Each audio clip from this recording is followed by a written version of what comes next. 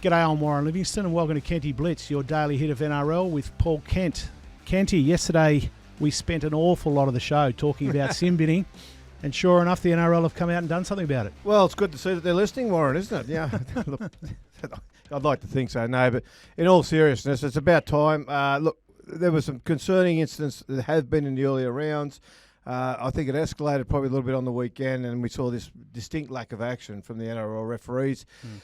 So they've sacked two referees, one from the Dolphins Broncos game, the second referee from the Sharks Bulldogs game. They've sacked the video referee from the Penrith South game. So they've certainly put the edict out now that it won't be tolerated. And look, Warren, it shouldn't be this hard. Okay, this is the concerning thing, the worrying thing, and we all get upset about this because this weekend we're going to be talking about an NRL crackdown. We're going to have the focus on the referees, and everybody will be looking at it. And the minute they don't agree with the refereeing decision, they'll question whether the crackdown's working or whether it's too hard, depending on their own little bias in that situation. But the NRL's got to just get to this point where when, as Andrew Abdo has said this week, he said on NRL 360, if there's direct contact to the head, it has to be a sin bin. I don't know why the referees lost sight of that, and I certainly don't know why the bunker has lost sight of that. There's never been a period in the game where it's been okay to have direct contact with somebody's head. It's just never been allowed. As we spoke about yesterday, the change in tackling styles, I believe, is making it more and more frequent. But it's still direct contact. It still should be a severe penalty, including losing players. Now, it'll happen this weekend. The first coach that loses a player to the sin bin and loses the game will complain about consistency of the referees and will complain about the fact that it cost his team a chance for victory because they went down a player. Now, I don't know. We don't know what's going to unfold this weekend, but the truth of it all is it has to happen. It really does have to happen, and we need to be mature about it and accept that direct contact with the head, particularly from a shoulder, it's just not satisfactory. It just should not be allowed. Yeah, I guess from a fan's perspective, from my perspective, the last time they had a crackdown was Magic Round a couple of years ago, and that was a schmozzle. Well, look, the thing about that, though, they actually got it right. But because it was such a severe turnaround from what they'd been allowing, that's when everybody got their knickers in a knot over it. But what they were doing was right. If they'd stuck with it and stuck it out a few more weeks, they would have got away with it. It would have worked. We've seen it in the past. I remember years back, Todd Greenberg came out and he told everybody, look, don't go after the referees, go after me. I've ordered this edict. I've said to them, we want crackdown on this. And the NRL went really hard and was just starting to get some favour, and there was outrage everywhere from fans. Okay, they were all complaining about the players going to the sin bin, games being ruined supposedly. But what the NRL was trying to do was force change in the clubs. And the clubs will do what they always do, which is they will resist early, and then after a while they'll realise that if the NRL is going to keep pushing through it, they will then begin to change the way they approach the tackling or whatever the issue is. Back then when Todd said that, everybody was getting their up in arms over it. In the end, the NRL lost their nerve. Todd came out and blamed the referees for being pedantic. Remember that? Pedantic. But if he'd stuck with it a few more weeks, I reckon they would have had the breakthrough. And I think this is where this game has got to get to. It's just not it's not something we need in the game. It's something that nobody wants to see in the game. Yet every time we try to get rid of it, everybody gets upset because they've lost a player from their team into the sin bin. So we've just got to see it through. Are you over that? Are you over the fact that every time there needs to be a change in the NRL, there's some kind of new punishment? Does that get you goat? I don't look. What frustrates me is every year we seem to have different interpretations. Rules are rules. It's as simple as that. Rules are rules. There should not be, I don't think, any latitude within a tackle where a shoulder goes into somebody's face. There should not be an interpretation to that. It shouldn't just be... It just shouldn't be something that the referee has to make a decision on, and particularly with the help of the bunker these days. The bunker should be there saying, mate, that's direct contact, sin bin. There should be no grey area. When we start putting grey areas into black and white rules, that's where the frustration comes from fans, because they sit there and they will undoubtedly find an incident in another game somewhere else that was worse than theirs that didn't get the similar punishment, and then they'll put that up as evidence that they're inconsistent. Now, you can't expect the referees to get every call right. You can't expect them to be 100% consistent in their in how they see things, because sometimes they just straight out miss things. Sometimes they're looking to check to say the line's being formed properly, they're all on side, and something will happen in the tackle and they'll miss that. Things just happen in the game. It's unfortunate, but we've got to get past this stage where we're after 100% consistency, but we're also allowing interpretation to come into black and white rules. A rule is a rule. It should be as simple as that. Yeah, and we both know crackdowns never end very well. So, well, look, if they're going to, depending on, I can't wait to see the new interpretation this week. Okay, we're going to see how they look at it and see how strict they are on black and white. Are they going to say, okay, there was your initial contact, what I believe, or the bunker believes, was shoulder into the head of the opponent, so you're off. Okay, that's the way it should happen. That's sin the way. Bin or off? Well, I think sin bin. I think I think we can all stand a sin bin. Mm-hmm. So I think they've got to do that. But and again, things are going to get missed here and there. But the thing that's it's going to upset everybody is when they miss one or things like that. But I just think as a game, we've just got to be mature about it. Say, look, it's going to happen from time to time. Let's just move on. But we'll wait and see. But I don't think the NRL should ever back away from that. Again, black and white is black and white, not grey. Yeah. Let's move on to. Yep. Not very far though. DCE. What's the latest? DCE. Look, it's all over. It's been going around all social media today. People writing reports that he's going everywhere. It's been April Fool's Day today, so a couple of people I know fell into those sorts of things. The funny thing about DCE is I spoke to somebody who reckons they know someone that's well connected at the Roosters, and they said very confident the Roosters. They think they've got him. Spoke to someone else. 100% my mail is going to the Bulldogs. Now the Bulldogs haven't even come into the conversation really. Like they've been mentioned there or thereabouts. But that said, we know that that's the way the Bulldogs are operating at the moment. They've got young Toby Sexton. They're playing halfback. The last thing they want to do is upset him by going after a player like Daly Cherry Evans. In case they miss him and he doesn't turn up. If they happen to land him, then they can have the conversation with him. There was an article today saying they're trying to, or starting talks with Sexton to renew. Is that a smokescreen? No, I think that, but that could be to keep him happy. That could be to show him that there is going to be some love, that they do think he's part of their long-term future. And I also think the other part of the conversation with someone like Sexton is that he's not the finished product yet as a halfback. And look, we don't know if he's going to end up there, but if Daly Cherry Evans did end up there, I think he would certainly add to his education as part of it. Being on the field with him, the stuff the coach can't do. So, look, there's upside for that, but it's fascinating how the teams are really ramping up their efforts to get him. Like Daly Cherry Evans is going to come out of this absolutely minted. Like he really will. And where's that leave the Dolphins, you think? Well, the Dolphins are still in there. The Dolphins have got money. They've got plenty of room in their cap, so they've made that clear. They've been in negotiations with him for longer than anybody. But what we have to see out of that is just how well they close the negotiations. Who knows where it's going to take him? I think it's a changing landscape. I think these teams are ramping up their interest in him and the extent of the deals that they're offering him. And I don't know how far it is advanced, to be fair. But as that happens, the way rugby league works is, well, if you give me this, I want, the other club will give me that, and they'll do that conversation. So there's still a bit to go there, but I tell you what, he is well in demand.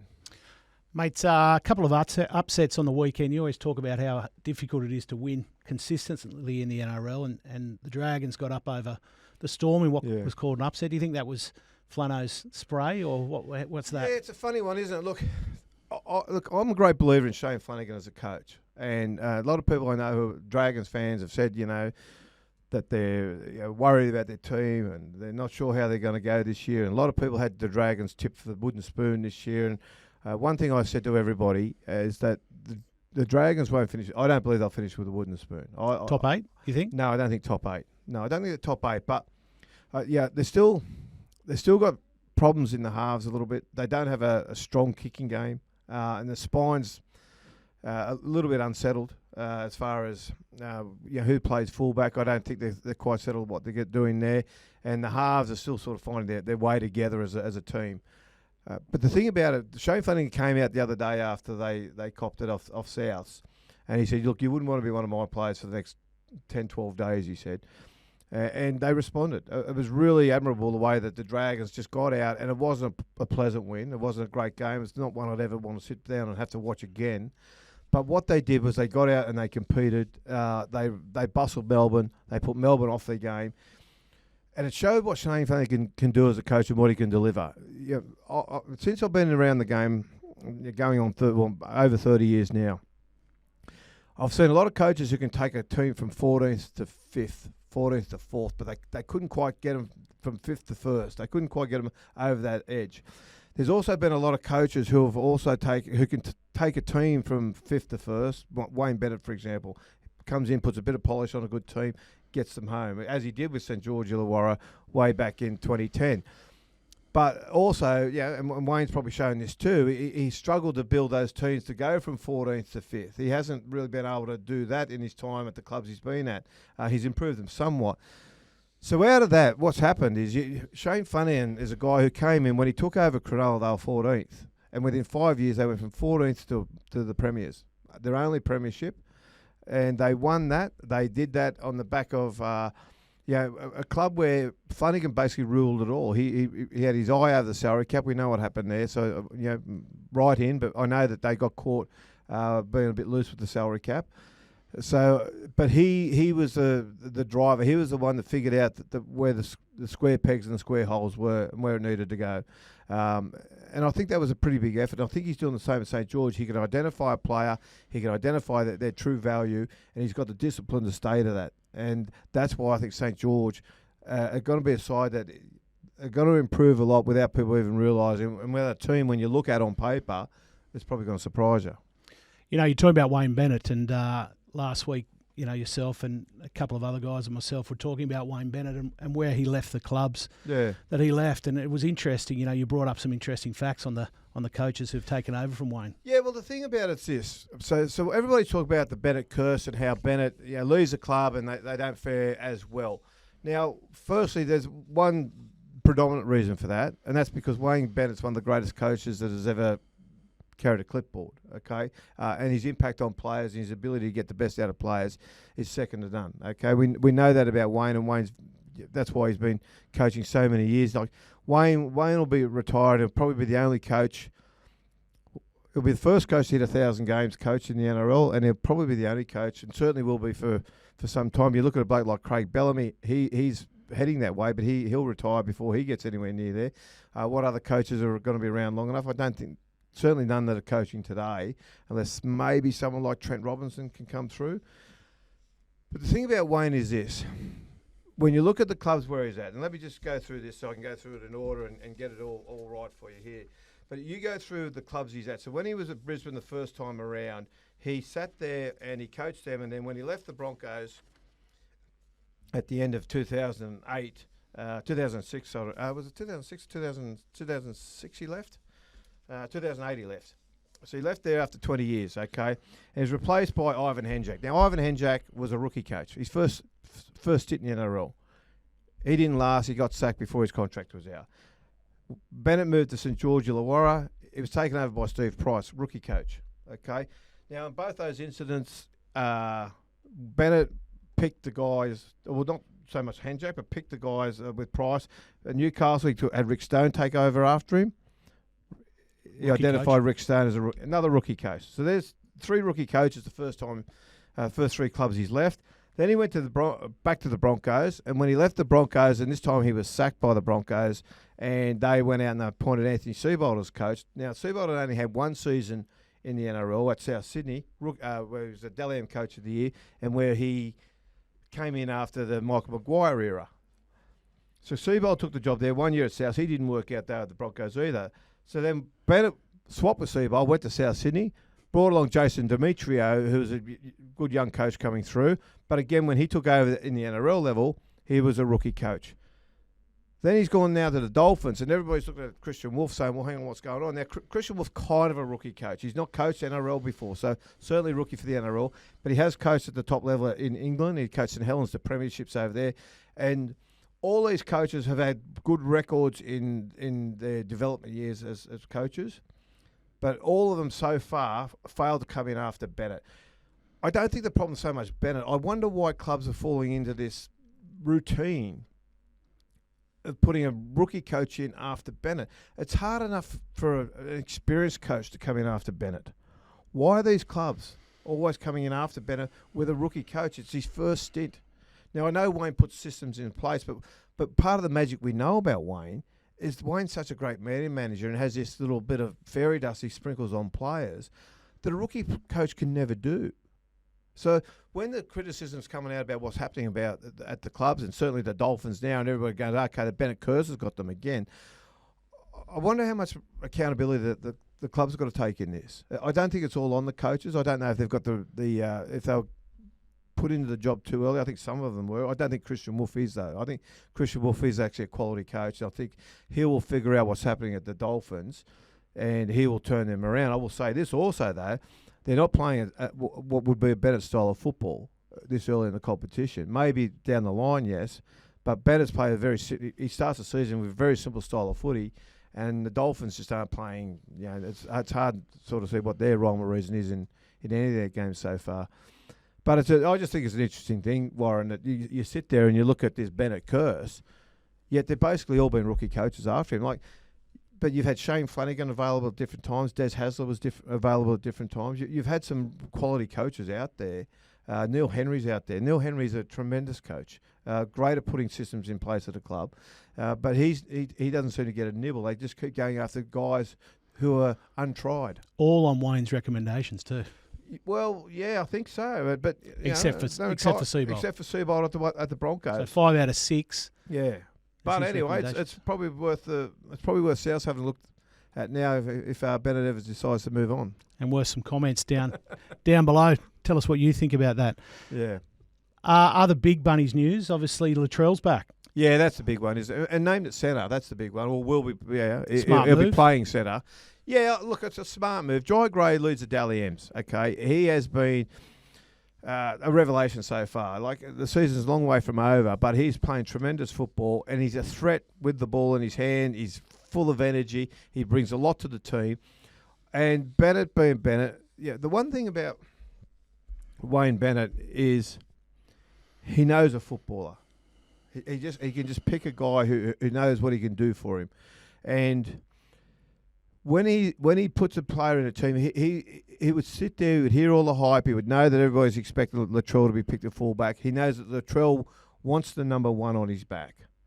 But Bennett also knows enough to know that Latrell, as fit as he looks right now, the fact that he's coming back, it's going to be his first game back. There's no Campbell Graham in the side. So does he take out a Jai Gray to put Latrell at fullback and find somebody that can't really fill that position because they don't have anyone?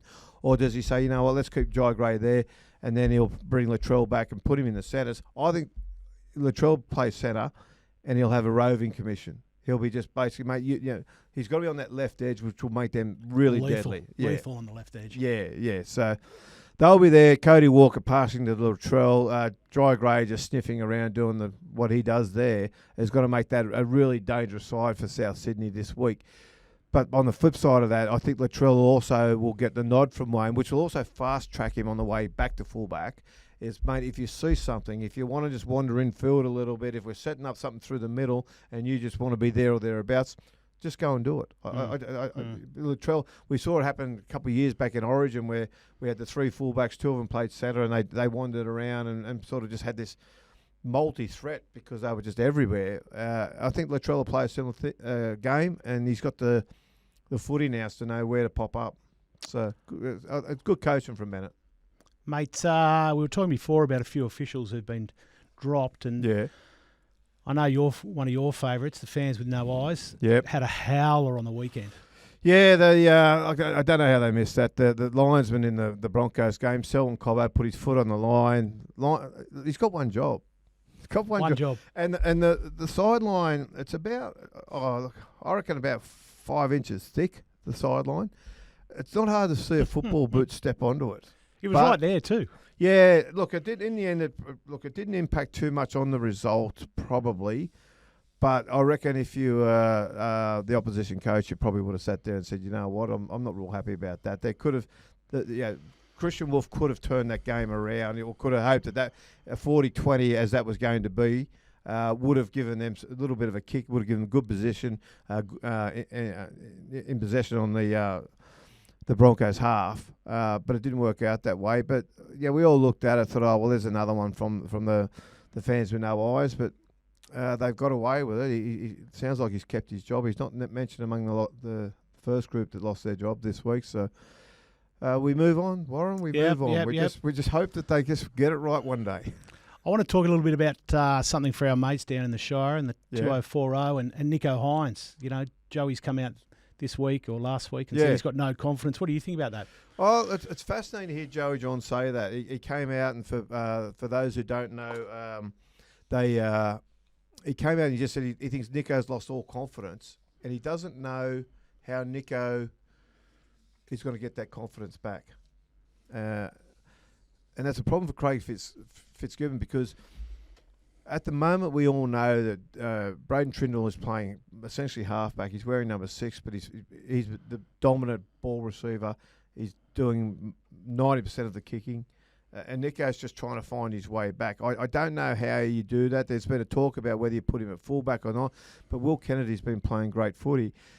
I tend to think you've just got to get the ball. You know, Andrew John said, look, when you're halfback, the way you get him back in the form is you just start getting the ball in your hands more often. Getting going on it. I like the idea of actually putting him back at fullback just to give him a run there to try and get him just running the ball. Nico's great strength has always been that ball runner. He was always primarily a running halfback more than an organising halfback, but he's got to come. He's got to come good. The Sharks are paying a lot of money for him. They need a lot from him. And then does Atkinson go in at halfback, do you think? Or it's 6 and Trindle moves to 7? Well, I don't know, because Will Kennedy doesn't deserve to lose his job. That's the problem. He doesn't. But the issue, why it's becoming an issue, is because Nico's the highest paid player at the club. He's got the big money, and he's got the playmaker money, and he's not doing the job anymore. Trindle's on about half, slightly more than half of what Nico's on. He's sitting there, and I think I don't think Trindle thinks of it this way, but I think his manager might be. He's just seeing the dollar signs just go up and up and up.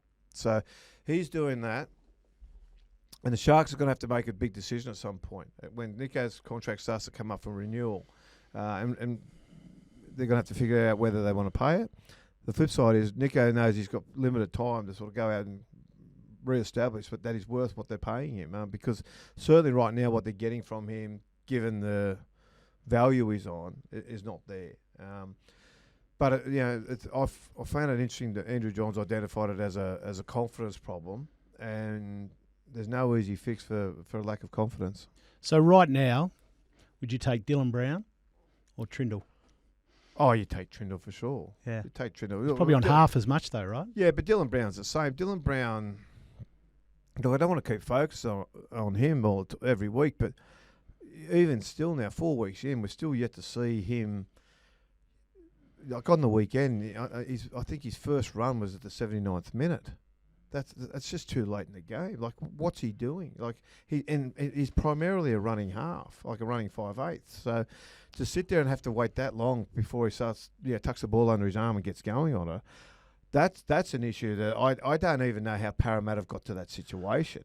So just on that, Newcastle have released Will Price, who's a playmaker from the UK. He's going back to the UK, free up a couple of 100,000. Yeah, well, the word is he's on 400,000 odd, and we're now just starting April, so we're about 6 months into the NRL contract. They begin November 1, for those that don't know. So Will Price will be paid half his contract if he's released immediately, which it looks like he has been. And Dylan Brown has already received half of his contract for his final season now at Parramatta. So let's work that out. Dylan Brown's on 900. So he's roughly 9, yeah. So he's got 450 so far. 450, yep. Will Price has got 200 to go. 200 to go. And they say Newcastle's got 300 left in the cap. Yeah, so Newcastle's 300 in the cap. Now, if Will Price goes at 200 he had left, if it's a release without a payment, which they haven't revealed, but if it is, which it seems to be, that 200 that hasn't been paid to him for the rest of his contract will go back in their cap. So that will give them 500,000 in the cap. Now, if Dylan Brown is a Parramatta, he's already received half his contract. So there's 500 left at Newcastle. He could conceivably do some deal with the Eels whereby he goes to, with the Knights, where he goes to Newcastle, picks up somewhere around even money. They might do some sort of negotiation. It might cost him a little bit here or there or whatever. But he can go to Newcastle, pick up that cash, and essentially be paid the same amount of money now, given right where we are right now in the season, and probably get him started on his road to Newcastle, because it certainly appears that that's where his head's at. Certainly Parramatta aren't getting their value out of his stay there at the Eels. And I'm sure at some point Jason Riles and the Parramatta club have got to sit there and go, well, look, we're not getting value for money out of this guy anyway. Are we better off bringing up a young kid on the way through and just give him a bit of a start and just sort of try and sort of blood him a little bit? Because essentially, I think Parramatta's season's pretty much gone anyway. They're not making the 8, the Eels. Well, they play the Dragons this week. If they lose that, they're 0-5. You'd have to say it's all over then. Well, I can't remember. I think you've got to go back like 80 years or something like that. The team started 0-4, made the finals. And back then it was a much different game. And it was, the difference between the good and the bad were a lot different. And they were a lot bigger, is the word I'm after. But the other part to that, Warren, is I don't know what happened back then. There might have been a reason why they might have been better than what an 0-4 start suggested. They just might have had to wait for some players to come back or whatever. But Parramatta certainly, you start to look at the size that they're going to have to get past. To make the 8 in the NRL these days, you've essentially got to win 12 of your 24. Okay, so Parramatta have given away four games, so they've got to still win 12 of the remaining 20 games. Now that starts to get a little bit steep. That's got to get a little bit hard for them. So I don't know if they can do it. I don't think they'll get there. I think there's too many teams that are going too well at the moment in front of them that just aren't going to let the Eels catch them. That's going to be the big thing. From a win point of view, yeah, they can do it. But who's going to go and fall in a hole in front of them to let the Eels go past them? Speaking of players returning and clubs that need players returning, the world's best player returns this weekend, Nathan Cleary. Yeah, well, isn't that good news? Yeah, look. The game needs that, right? Yeah, and the interesting thing, though, is that Penrith need him. Yeah, Penrith need him because they've been a little bit out of sorts. It's interesting to hear Ivan Cleary say that he's sort of not sure where they're at the moment, because he's still got to get a look at his team when they are fully formed and they're got all their good players available and playing. So we don't know. Penrith, Matthew Elliott had a nice quote on the weekend. He said, I haven't seen a Penrith team play this bad since I coached them. But they are certainly what we have seen indications of is that this Penrith side is different from previous seasons. They've had some uncharacteristic poor games, and just really uncharacteristic Penrith football is more the concern. But Cleary's got to get his team to full strength and see how they operate there. So we need Nathan Cleary back this week. We'll wait and see how they go. Certainly the Panthers, they were happy to have him back in the side, and hopefully we can get rid of one of these concussions all these blokes are getting. Mate, we've covered a ton of topics. I've got to ask Kenty here from JV.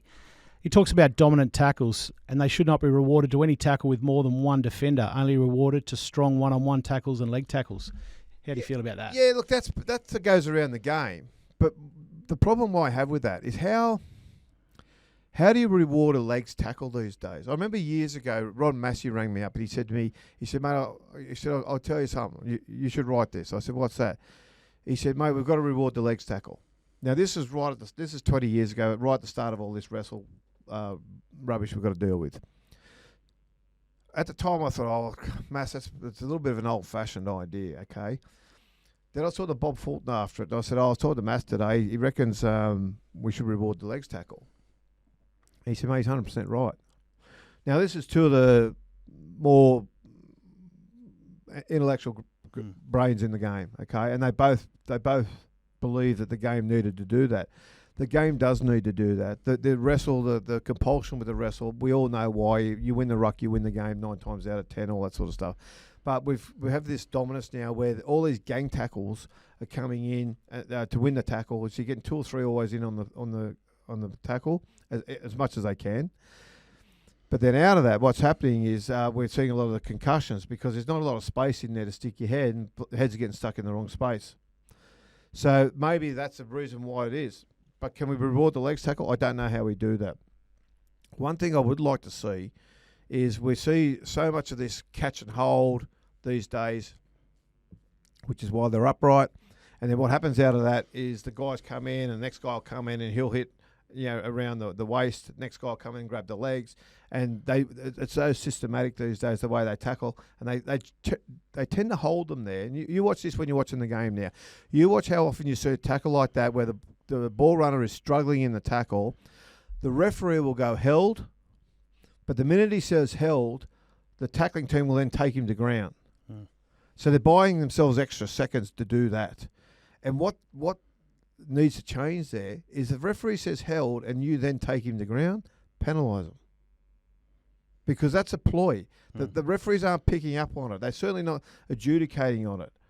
But they're sort of indicating that it's all happening in the one motion. As soon as you hear held, then there's a twist of the player. He goes down. They bring him straight to ground. But they're buying themselves an extra 2 or 3 seconds in that situation.